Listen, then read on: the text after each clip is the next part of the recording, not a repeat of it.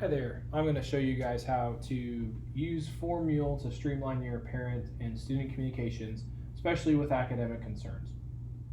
What I've created for you guys is a sample spreadsheet, and a lot of teachers in our campus have done this as well, where first column is going to be all of our students' names, first and last name is column A and B, their ID, and then their parent and their own email. If you teach primary kids, they might not have their own email, and this might be strictly just to send out some information to the parents. The next thing we have is some columns for some different examples. I've used lots of different things to show us how this could all work. The first one is just math practice 1. Did they complete it, yes or no? Math homework 2, completed. I did grades here. This might be from a Google form where you just copied and pasted the numbers in here. That's the easiest way to do it. And a lot of the ways our teachers do it is just pulling numbers from their grade book. I did another yes or no unit review complete.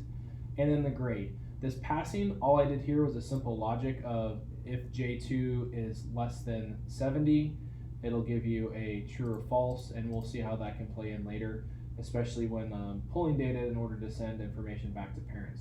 But that was just a really simple script, just a formula right there that should work great for all of our emails that we're going to send out. So the next thing we're going to do is we're going to go to add-ons. We'll use Mule. If you haven't downloaded it already, you would just go to Get Add-ons, search for Mule, and find it there.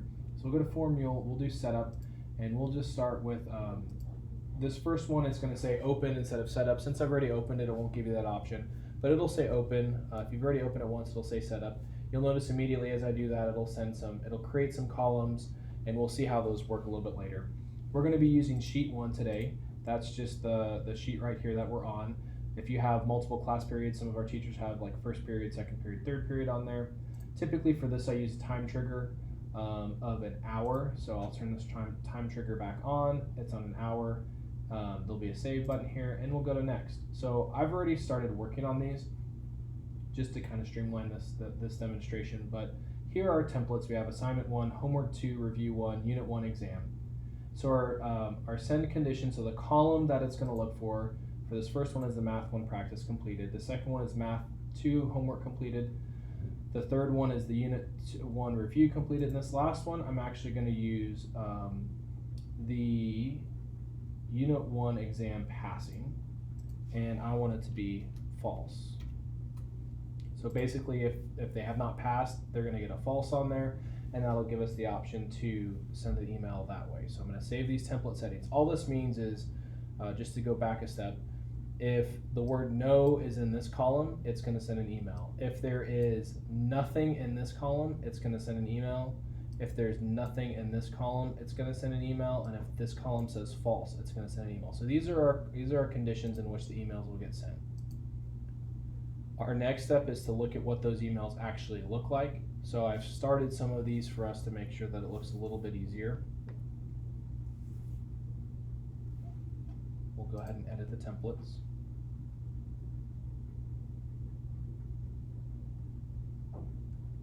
So while we're waiting for this, this process can be used for really anything from permission slips to grades.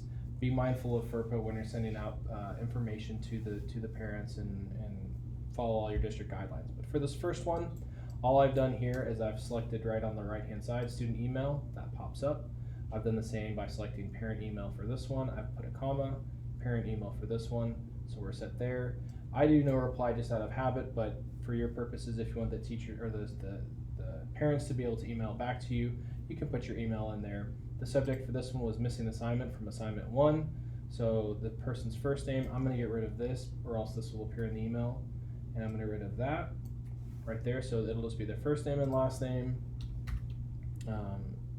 Please note you are missing assignment 1.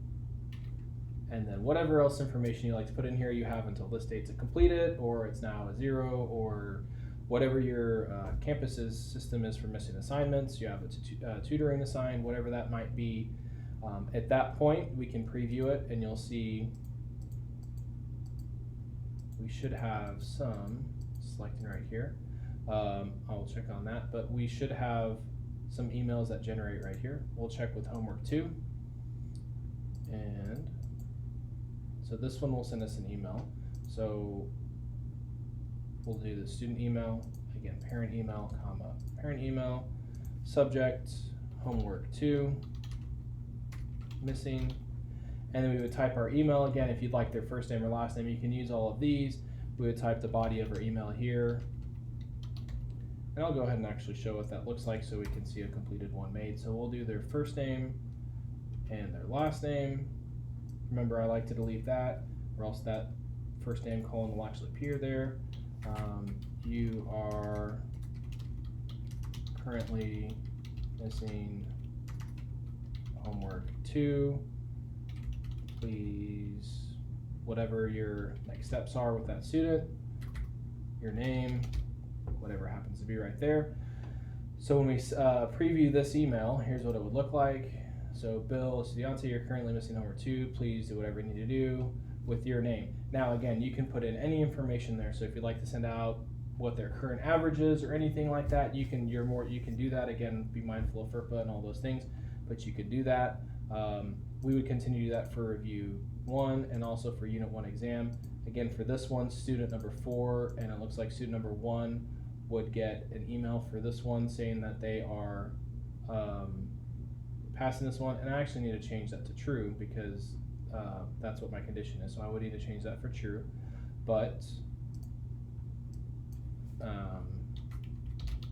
failing exam score, and we would just go in here and say the first name, last name like we did previously.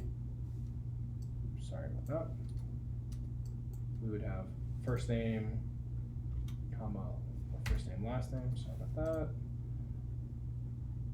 They're all over the place in this one. Delete those ones right here, so we have the first and last name. And we would say currently you have a score below passing on unit 1 exam.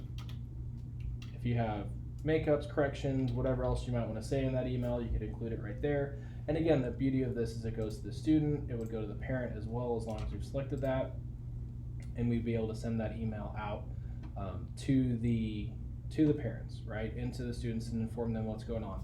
Again, the beauty of this is if you're using Google Sheets already, or if you're already using Google Forms for quizzes and tests, you can get all of your data really quickly. Within a copy and a paste, you can upload all of your information and send an email to everybody already. So if they haven't completed something and they don't have a score in there, you put null as your option, and anybody in your class, so in secondary teachers and you have 160, 180 students in your classes, you could upload all that information and within about 30 seconds send an email to everybody that's missing an assignment or everybody that has a low score, and save a ton of time in doing so.